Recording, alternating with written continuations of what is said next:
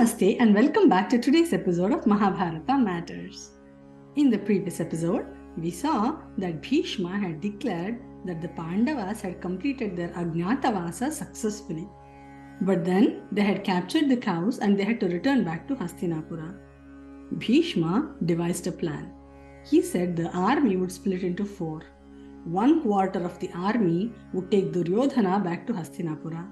The second quarter would take the cows towards Hastinapura. The other half of the army, with himself, Drona, Kripacharya, Karna, Vikarna, Shakuni, Dushyasana, everyone, would form a Vajravyuha and face Arjuna. He formed the Vajravyuha so that Arjuna could not penetrate easily. Arjuna twanged his Gandiva. He blew his conch again. After that, he sent 2 arrows each at the feet of Bhishma, Drona and Kripacharya. After that, he sent 2 arrows right by the ears of all these 3 people. With the first 2 arrows at each of them, he was prostrating to them. He was offering his namaskarams. With the second 2 arrows by the ears, he was getting permission to fight with them.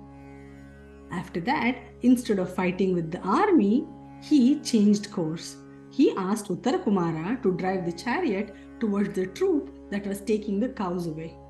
He destroyed that piece of the army in no time. The army ran away.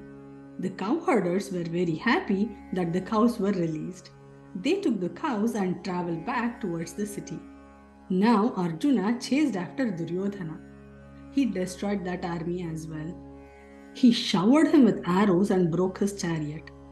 The rest of the army that was standing in the Vajravyuha formation had to dismantle their formation and come to the rescue of Duryodhana. Duryodhana was running away. Arjuna taunted him with words. He said, "Is this your courage?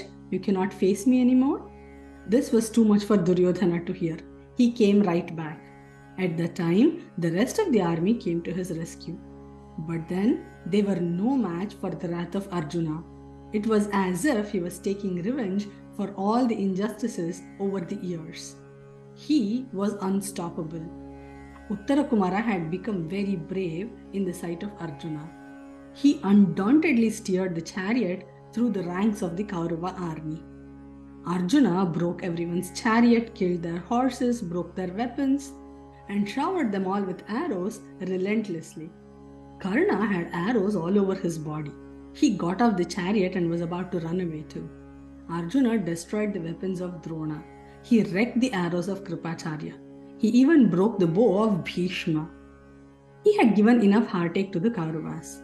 Now he decided that he is going to put them all to sleep using his Sammohana Astra. He did so. Now he remembered that Princess Uttarakumari had asked him to bring back the silken robes of the Kaurava army. He asked Uttarakumara to go down from the chariot and fetch the Angavastrams of Karna, Dushyasana, Duryodhana, Ashwathama, etc. He also warned him, "Do not go near Bhishma. My Sammohana Astra may not have had much effect on him." Uttarakumara did as he was told. He brought the jewelry and Angavastrams of all these great warriors. This not only meant that their robes were being stripped, it was also an indication that their honor was stripped. Bhishma tried to stop Arjuna, but Arjuna was too quick. He disabled the chariot of Bhishma, sent 2 arrows at the feet of Bhishma in prostration again, and went back towards the city. He was unstoppable. Before re-entering the city, Arjuna asked Uttarakumara to ascend the chariot. He would become the charioteer dressed as a eunuch again. Uttarakumara would not agree. He said his bragging and boasting days were long gone. He would never claim credit for something he did not do. He was just happy to be called as a charioteer to the great Arjuna. But Arjuna convinced him otherwise.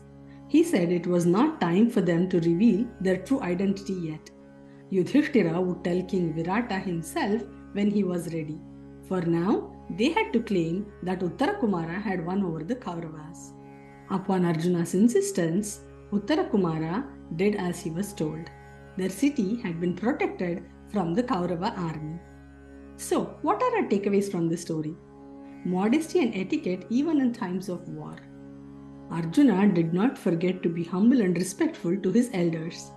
He was fighting the war because there was no choice. But then, even to fight that war, he was prostrating and asking their permission to defeat them in that same war. Such modesty can bring nothing but victory. Arjuna too, just like Yudhishthira, Bhima, Nakula and Sahadeva, had done his duty of protecting the kingdom. The cows were released and the city was protected. Who got the accolades and credit for the event did not matter to him. With these thoughts, we come to the end of today's episode. Remember, in this series, we are discussing matters of Mahabharata because even today, Mahabharata matters. Hari Om.